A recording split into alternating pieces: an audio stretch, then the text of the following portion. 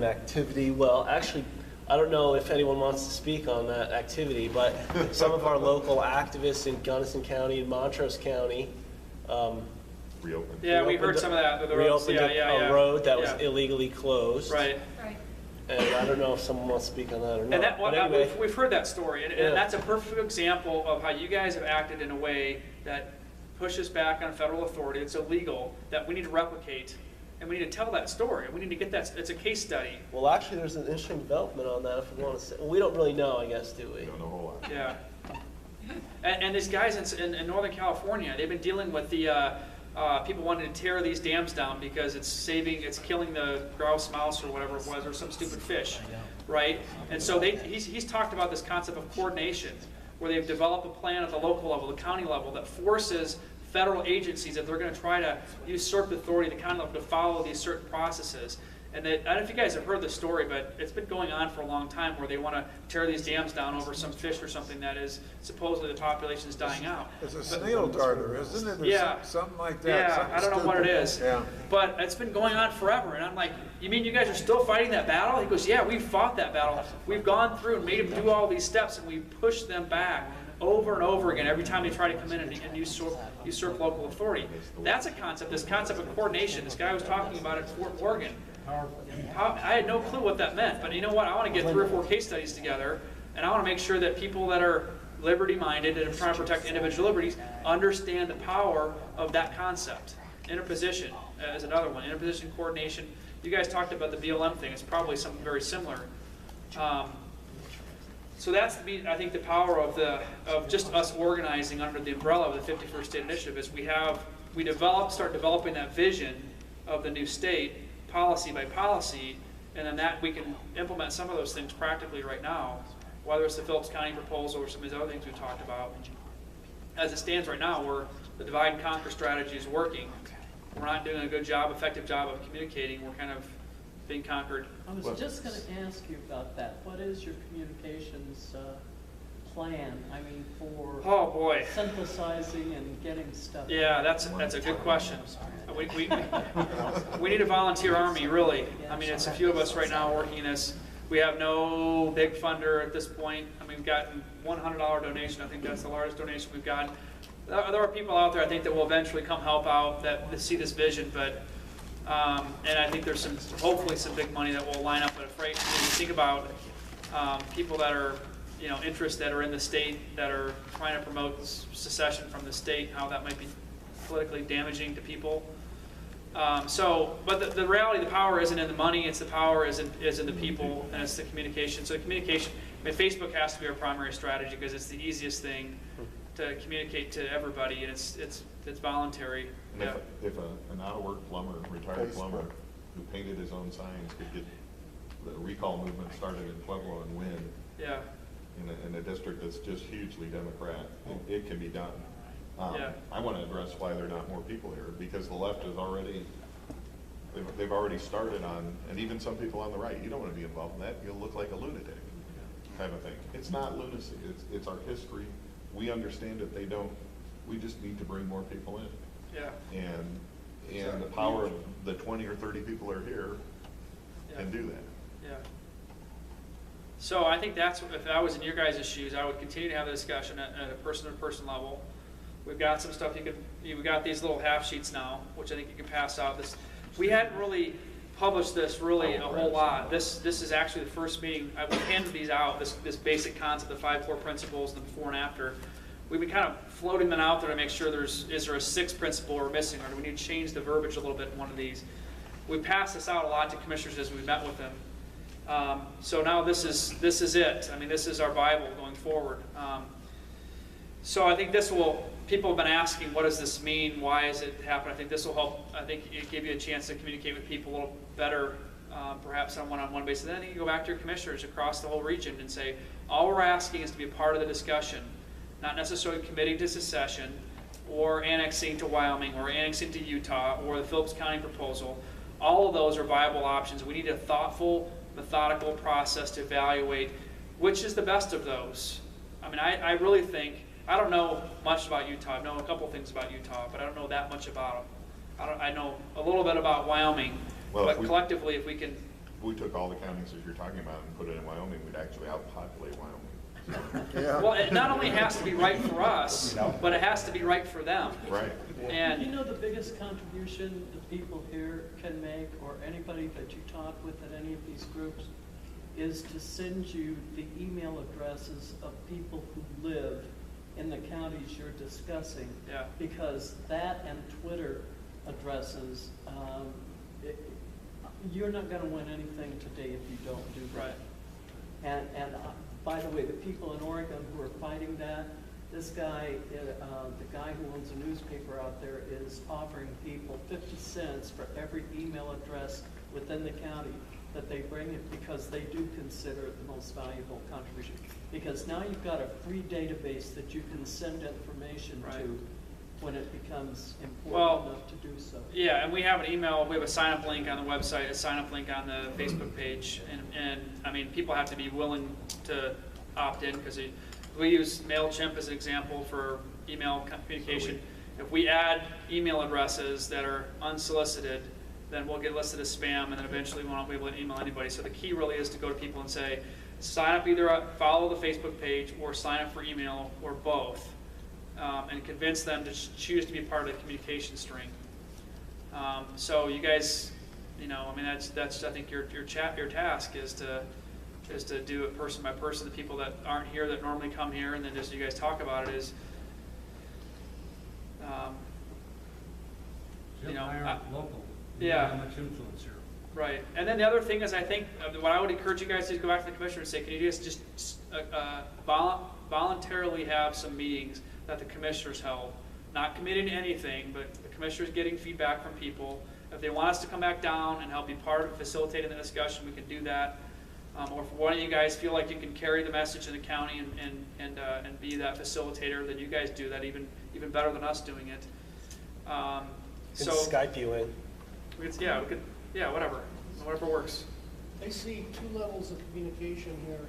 Keep talking about the one lower level. There's also one that, if I can characterize you as the leader of a cattle, you need to be coordinating with the other guys in California and Right. stuff like that. This whole thing, again, large is good, small is bad in this sort of an arena. Right. And the more you guys get out, and that's, your job is giant. We can do people will do the other one Right. if you, and that can be facilitated too, but they're two different levels Right, of two yeah. different layers here. Well, there's a third layer. We're trying to communicate directly with the commissioners to make sure that they have a proper understanding of what we're attempting to do as well, because I think the information hasn't reached them. Even this diagram, what's the vision for the new state? I mean, this is something that's really come out over the last several weeks. Some commissioners have seen it, some haven't. So, That's all plastic. This is not, we are not going to win this war by Christmas. right. Oh, I know. It's a multi. We're not going to be there by 2014. Right. And the challenge for us as people that have jobs, I've got 3 daughters, a freshman, a sophomore, and a 4th grader. I run my own small business. Unfortunately, I'm kind of setting some time aside right now, but and that's the challenge we all have, is what do we dedicate our time to that's going to have the biggest bang for the buck? I mean, all those things are good. The initiative processes that are going on right now, local school boards, this has to evolve at a pace at which people can dedicate the time to move it forward. And it's not going to happen in 2014. I mean, even if we were successful in 2014 with something, we'll have a setback. This is a long process. The question you have to ask yourself is, what other choice do you have other than to be a part of this that has the potential for restoring government back to its primary role? I'm not just talking about incrementally eating away, I'm talking about a full restoration of the tyranny. That's why we've looked at all those things, local, state, federal. You know, we can eat away at 1 or 2 of those things, but and then I think ultimately I'm as concerned as Maryland about the big economic collapse. Mm-hmm. That may be the best thing that can happen to us all, because that may be the only thing that eliminates the governmental tyranny. Yeah, well, Now- we'll have both its pros and cons. If it happens, you want to be prepared for it. Right, and if it happens, or I would say when it happens, I want to have a model in place to restore government back to its primary role, whether it happens after the collapse or before or during the collapse. We want to be able to say, okay, Federal Reserve, the powers that be, right, the too big to fail banks, we have a model that we're going to use for our state. No thanks, you guys can continue to go rebuild your country some other way. Yeah. What do you believe the primary role of government should be? Primary role of government is to protect individuals' right to life, liberty, and pursuit of happiness. Can you be more specific? How do they do that? How do they Protect go property about- rights. What's that? I mean, the question is, we are so far from that right now. How do we get back to where we need to be? Very I mean, specifically and very clearly, it's just to enforce contract and protect private property. Right. That's it. That's Right. all it is. And if we start talking about life, liberty, and happiness, I mean, you're talking about government enforcing happiness? Yeah. You know, that doesn't work. I understand exactly what you're saying there, right, but I mean, the practicality, for example, of property taxes being eliminated, which I think is a very something that should be discussed. Taxation policy.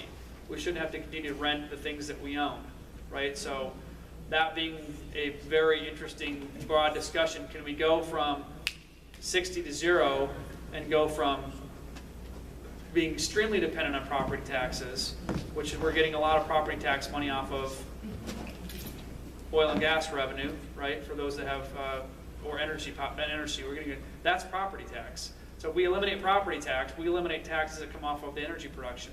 Or we have to revamp that in such a way that allows personal property not to be taxed, but oil and gas property to be taxed. So I mean, this taxation question of what's the model that is constitutional,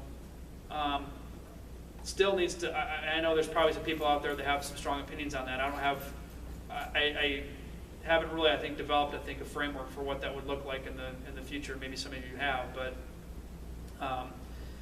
the first thing we need to do is figure out how to live with much less government so we have much less need for taxes. Wow. And then we can talk about how we go from here to down to here if we talk about this much taxation that should be necessary to run government. I say we charge the federal government back payments for the lands that they won't allow us to use for over 100 years. Well, and actually, there's one idea with law enforcement. That's what he was saying specifically on that, is you develop a model that helps make sure the federal government is subsidizing local governments for enforcing federal law. And then the more they want to have local government try to attempt to enforce federal law, whether it's constitutional or not, it's another question, but then you have them subsidize local sheriff's offices. Well, my thing is that 70% of land here in Mesa County over the last 100 years, that's going to add up to quite a sum.